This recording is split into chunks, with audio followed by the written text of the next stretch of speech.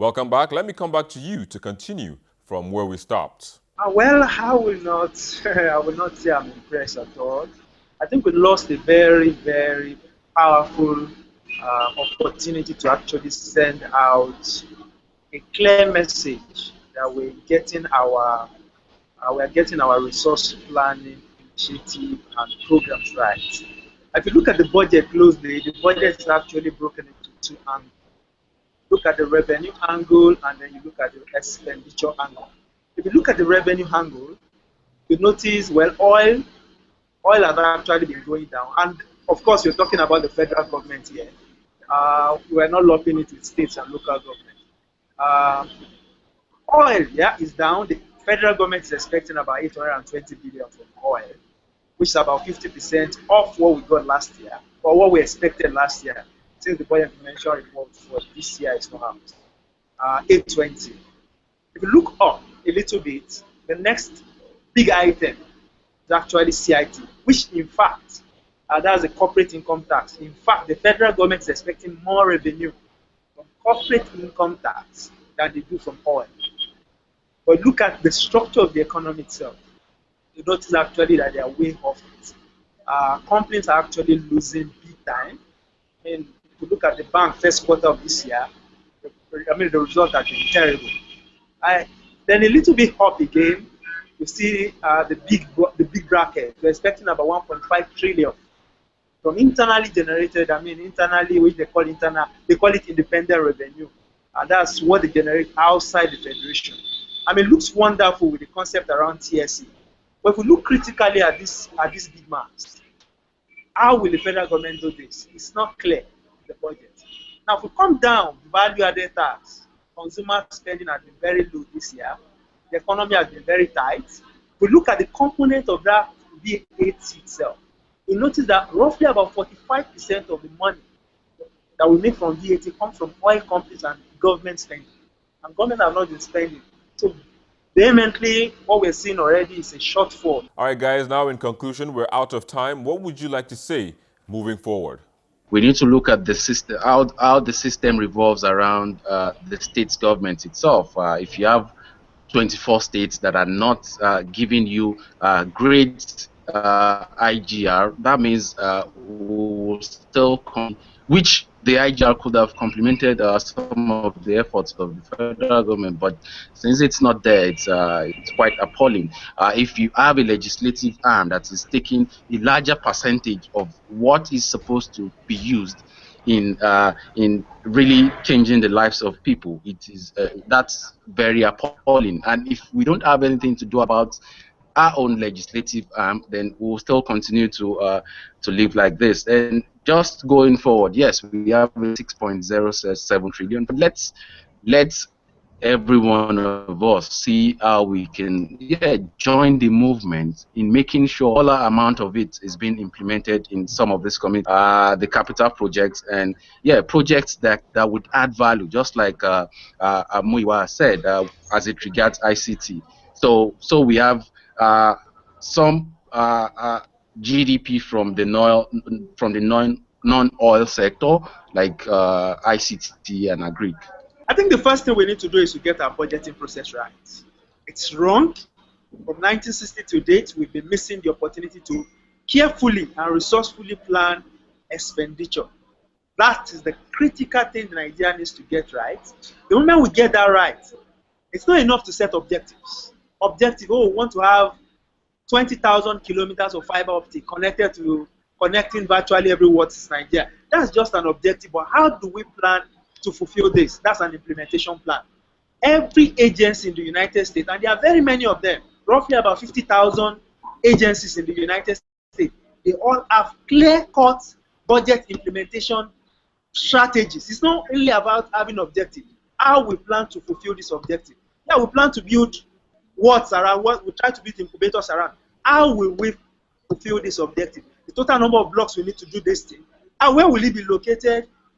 What will be the staff strength? How do we recruit these staffs? Open it up, let everybody see it, and then begin to actually solve problems in this country. If we don't get that right, we'll just be running around in circles. Some time back, someone was analyzing the total revenues generated in different countries over the past, over last year, 2015. And then Nigeria generated $15 billion from oil revenue. That was it. And then we went to Brazil. Brazil from just Infotech alone generated $60 billion in revenue. Sorry, that's dollars. Yeah, Nigeria $15 billion.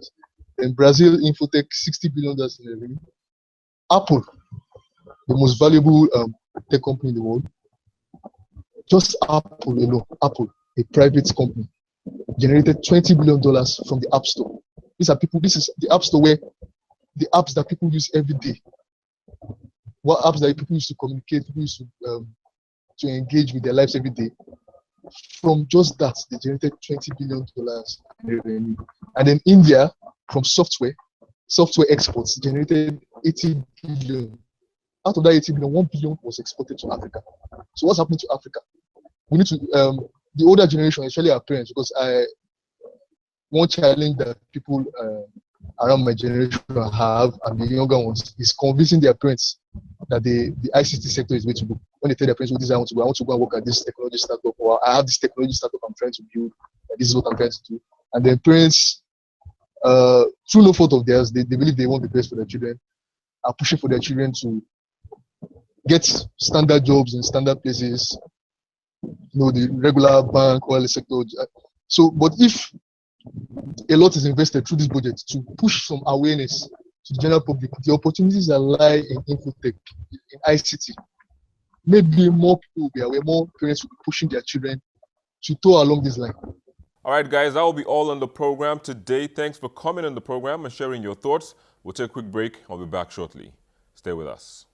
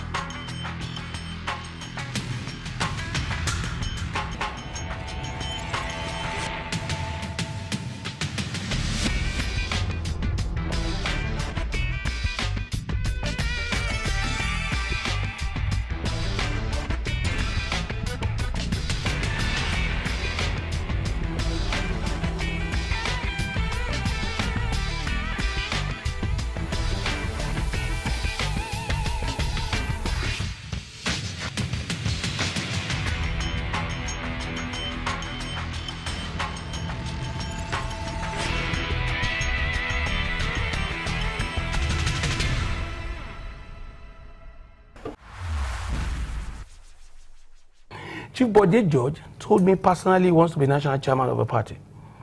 I told him no, I won't support him. The video of Ekiti State Governor Ayodele Fayose vehemently refusing to support Mr. Bode George as chairman of the People's Democratic Party takes the fifth spot in this week's most viewed videos. We inherited, unfortunately, really, for want of a better description, the worst of both worlds. So we've been through a period where oil prices. In fourth place is the finance minister, speaking about how empty the treasury was when the Muhammadu Buhari-led administration took over power in mid-2015. So we inherited fairly empty treasury. And I know when the president said this was very controversial, people said, why are you saying that? But that's the truth. We inherited an empty treasury, and then oil price had declined. We had a price band of 135 to 145. But the reality is that those are guideline prices. Up in the third spot is the video of Minister of State for Petroleum explaining the rationale behind the increase in fuel price. As we go into the hinterlands, NNPC stations will be hoping to head towards more of 135 naira than the 145 naira band. Taking the second spot is the video of the fracas that ensued in the Edo State House of Assembly.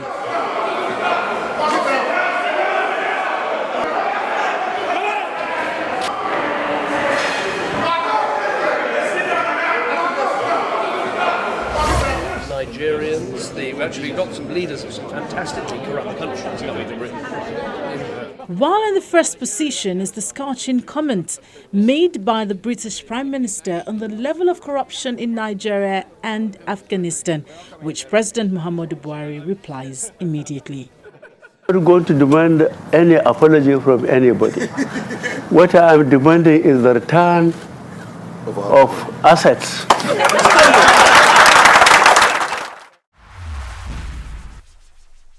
Well, there you go. Those were the videos that you watched the most on our YouTube channel in the past week.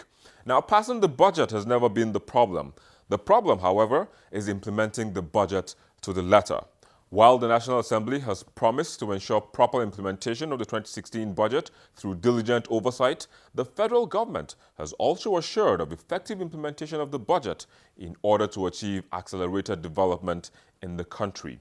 Nigerians will be watching and taking note too to see if these promises will be kept. But that's a wrap on the show today. But as always, the conversation continues online via the addresses showing on your screen. Thank you for watching. I'm Victor Matthias.